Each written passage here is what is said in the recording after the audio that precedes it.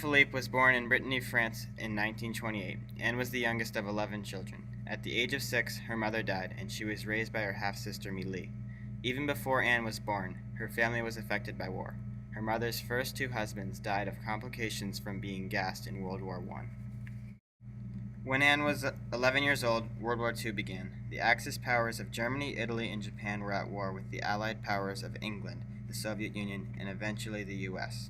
German soldiers arrived in Anne's small French village when Anne was 15. Once they arrived, they proceeded to overrun the village and occupy people's homes, including Anne's. But we knew something was going on because all of a sudden they painted all the windows in blue. And there was like a curfew, you could never be out at night. Many of the soldiers occupying Anne's village were young men who were members of the dreaded SS. These soldiers instilled fear in the villagers. Riding their motorcycles through the streets, clicking their boots together while giving the Nazi salute and declaring Heil Hitler, they attempted to intimidate the civilians. Anne heard the SS were capable of horrible acts. Anne witnessed many women heading out of the village to the surrounding fields for a rendezvous with the German soldiers. Many of these women were prostitutes, and Anne today feels that their services likely saved many of the village women from being raped. Anne felt that she was lucky to have older, non-SS soldiers occupying her home. She said that they were tired of war and just wanted to go home to their families. Many people in Anne's village were outraged to have the German soldiers involved in their lives. A group of young men in the town started to hold meetings in hope of forcing the Germans out of the town. They were part of the French underground, or resistance. Meanwhile, a young woman who happened to be related to one of the rebels frequently hung out with the German soldiers. She had taken many trips to Germany. It was reputed that she was a mistress of Hitler. Because of her close relationship with the Germans, this woman was later suspected of a horrible crime that Anne will never forget. As Anne was walking to the store one day, she witnessed something that no 15-year-old girl should ever have to encounter.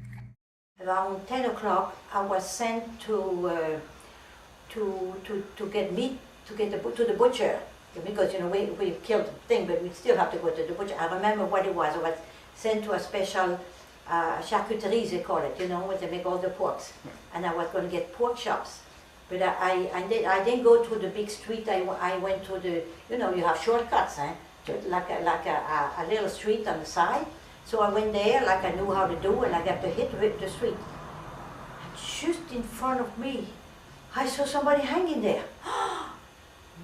Oh my gosh, those guys were hung almost in front of their house. As this one, his parents had they sold a lot of fabric, all kind of fabric. People used to sew a lot, so there was a good business, And a tall guy, handsome guy.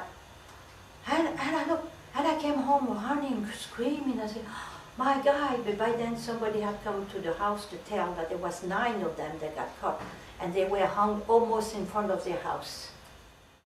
The 2 rebels that hid in the chimney were lucky to escape. After the war, the woman who was presumed to have informed on the group was found face down in the river, strangled and shot. It was rumored that her brother were the ones who exacted their revenge on her. The stress of the German occupation seemed to last forever to Anne. From her house, Anne would watch the Allied airplanes go by and would hear the bombings occur and witness as the towns lit up. She thought this was a beautiful sight, and from her windowsill was the only way she knew that the war was still going on. The Germans banned the French from listening to the radio because the Allied forces would broadcast war updates.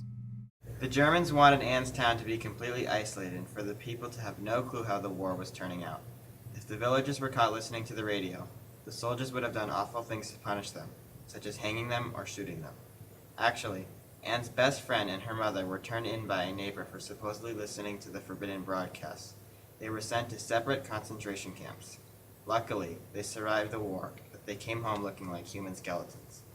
As the Allies started to gain momentum in the war, the German forces were forced to retreat. Anne later learned that in an attempt to be as vindictive as possible, the Germans were given specific orders to evacuate Anne's village. Once the villagers were in the field, they were to be executed en masse. Anne's brother, who had escaped from German captivity and had seen incredible things at the front, decided the family should flee rather than evacuate under the Germans. They left the village one night, crossing a river to hide with family in a neighboring village. From there, they were able to see several homes burning. The Germans were destructive on their way out. Thankfully, the orders to kill the villagers were canceled at the last minute, and Anne's villagers were spared. She was overjoyed when the Americans came to her town. She still remembers the sound of the church bells ringing to announce the news. She had kept her hair in curls for 3 days in anticipation of the Allies' arrival, just so she could look beautiful for the American soldiers. The bells rang and was, oh, they'll say, we saved, we saved. I don't know who rang them, but anyway, they Wow. then we were able to get back home. After the war, Anne eventually immigrated to America in hopes of a better life. She realized that the opportunities that awaited her were full of hope, and she knew that if things didn't work out abroad, there was always a place back home in France. She first immigrated to Canada, where she met and married Jose Felipe. The two then moved to California, where they raised 2 children. Although Anne has not visited France in quite some time, her daughter lives just outside of Paris. She was able to overcome the devastation of war and build a new life in the U.S. However, she has never quite put the memories behind her.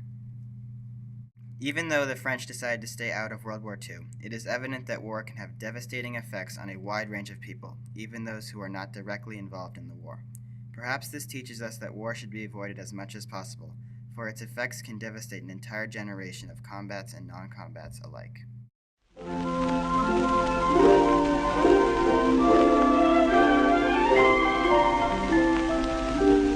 Là-bas renaît lentement l'arc-en-ciel, pareil à notre amour ardent et presque irréel.